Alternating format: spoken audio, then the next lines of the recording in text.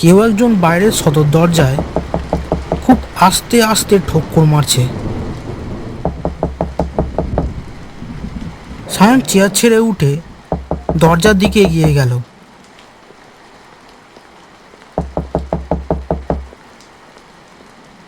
কে কে বাইরে?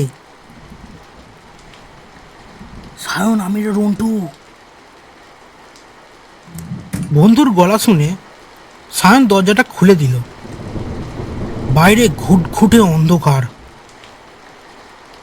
রন্টু দরজার সামনে দাঁড়িয়ে আছে, তার মাথা নিচু করা। বৃষ্টির জলে জামা কাপড় পুরো চপচপে ভিজে, গা থেকে টপ টপ করে জল পড়ছে। কি রে, এত রাতেই দুর্যোগের মধ্যে কোথায় গিয়েছিলিস? ভেতর আয়।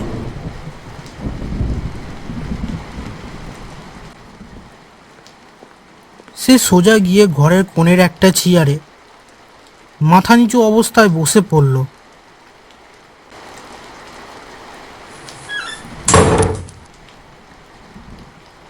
তুই বস, আমি তোকে একটা গামছা এনে দিই।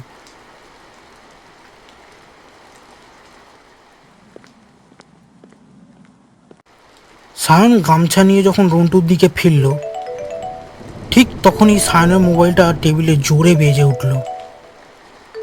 এখন আবার কে ফোন করছে?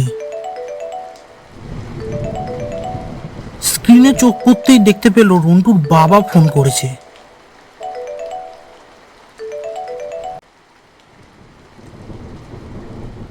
হ্যালো। সায়ন, সায়ন বাবা, সর্বনাশ হয়ে গেছে। আজ সন্ধ্যেবেলা রন্টু বাড়ি ফিরেনি। হাইওয়ের উপরে একটা বড় অ্যাক্সিডেন্ট হয়েছে। পুলিশ ওর বডিটা হাসপাতালে রেখেছে। তুই একটু জলদি আসতে পারবি বাবা? বাবা ফোন করেছিল সায়ন? বড্ড ঠান্ডা লাগছে রে আমার, গামছাটা দিয়ে।